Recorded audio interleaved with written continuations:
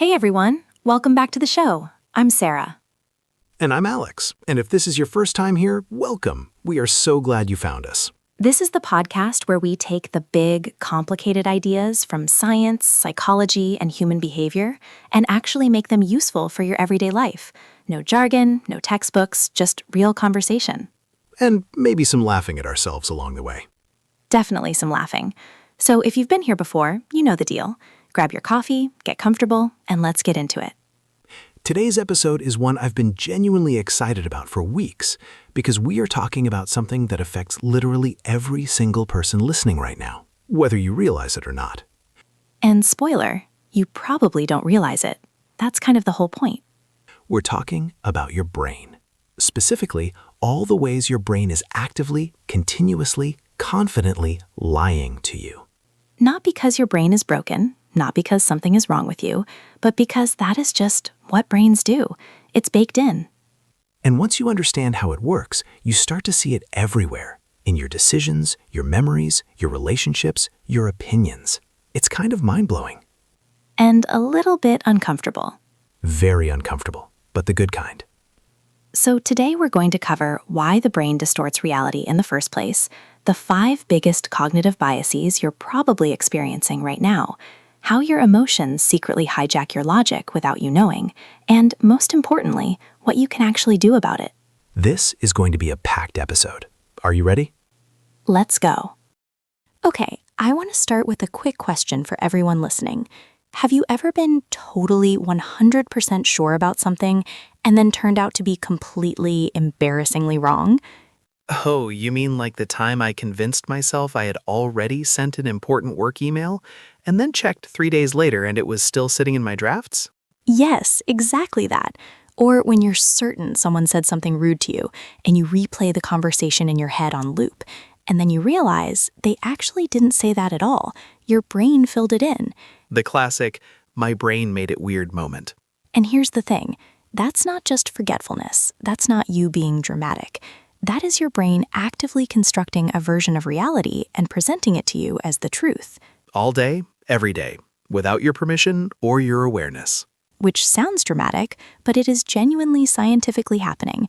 And today we're going to break down exactly how. So let's start with the big picture. Alex, why does the brain lie? What is the evolutionary reason for this? Great question. So the brain is not designed to be a perfect recording device. It's designed to be efficient. Think of it less like a camera and more like a really opinionated editor. Oh, that's a perfect analogy. Your brain receives millions of pieces of sensory information every single second. It cannot process all of that consciously, so it takes shortcuts. Neuroscientists call these heuristics, basically mental rules of thumb. And those shortcuts are usually helpful, right? Like you don't have to relearn how to open a door every morning. Exactly. You just grab the handle. No philosophical analysis required. But those same shortcuts, they cause massive errors in how we perceive reality. And the key thing, your brain doesn't tell you when it's taking a shortcut. It presents the result to you as if it's the unfiltered truth. So you feel certain. You feel like you're seeing things clearly, but you're actually seeing your brain's edited version. Every single time. And memory is the clearest example of this.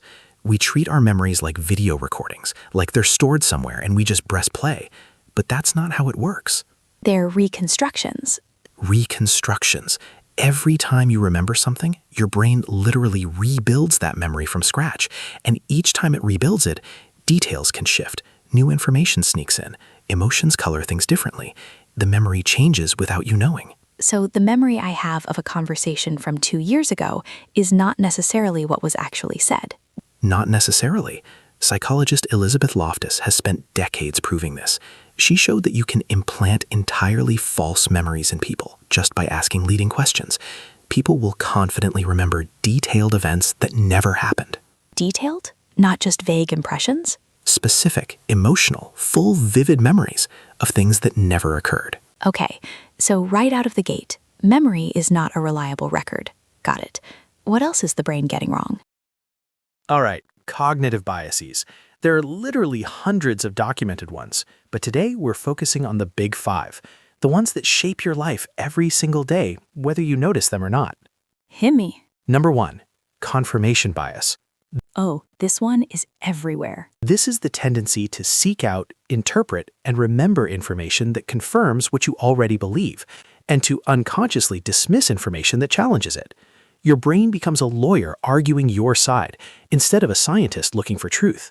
That is the most accurate description. Once you've formed an opinion, your brain filters the world to protect that opinion, and you don't feel the filter. It's invisible.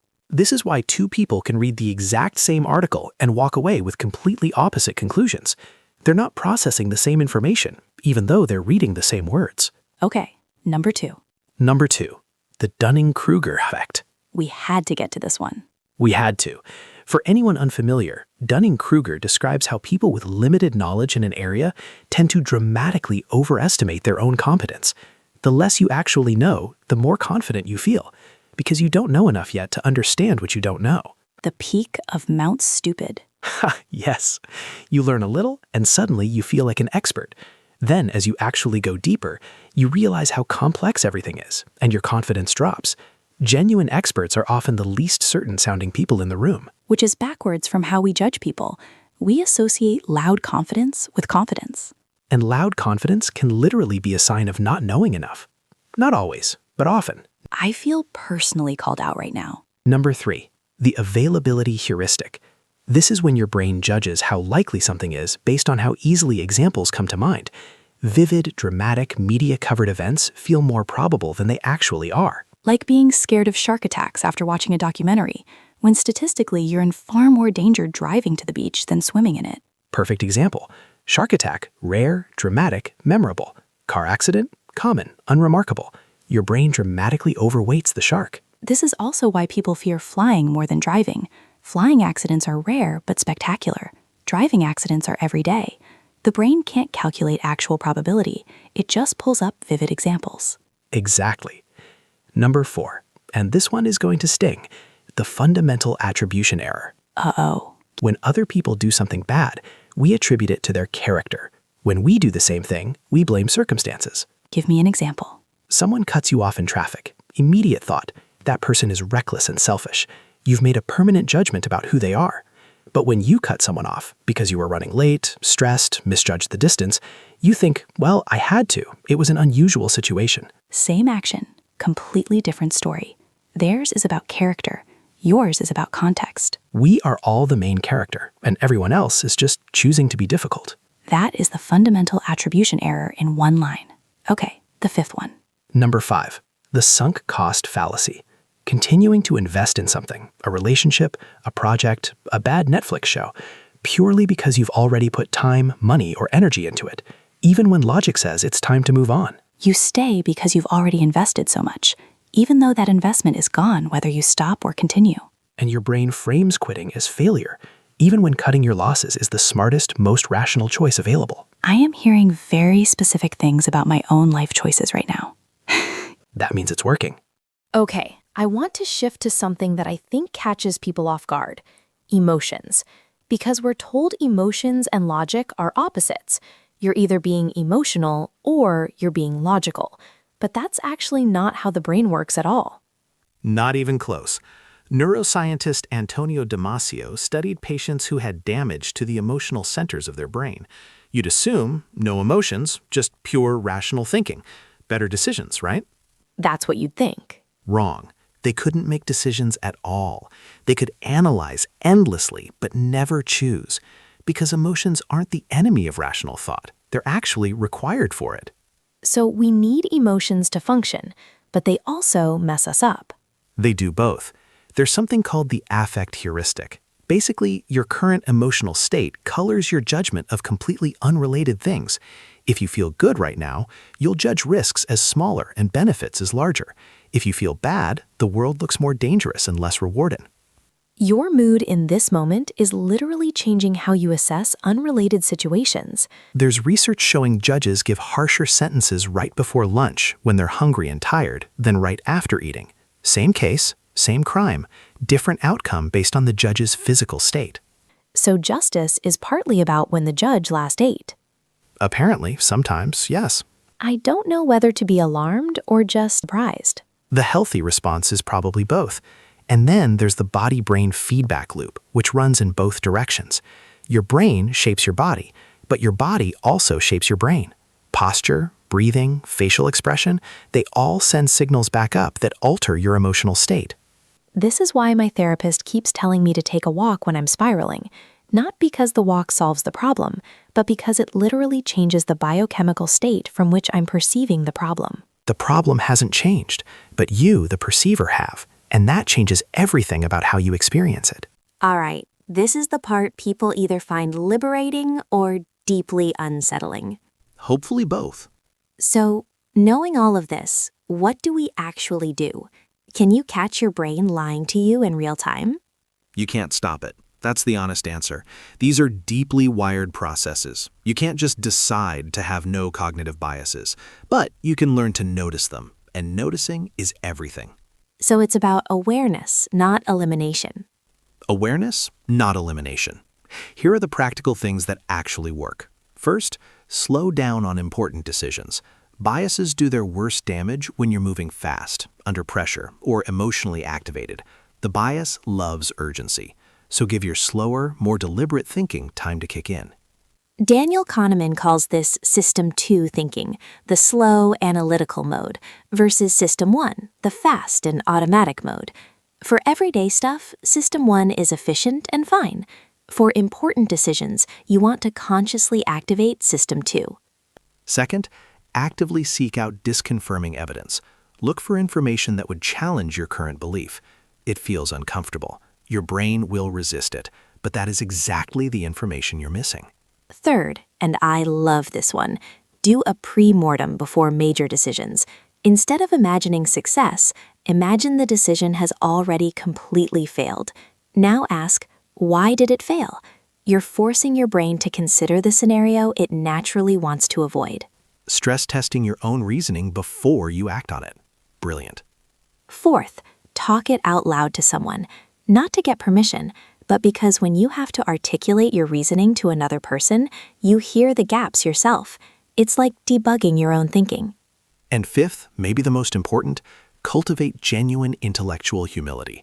Not as a performance of modesty, as an actual operating principle. Get comfortable saying, I might be wrong about this. Because the brain is most dangerous when it feels most certain. Certainty is a feeling. It is not a guarantee of truth.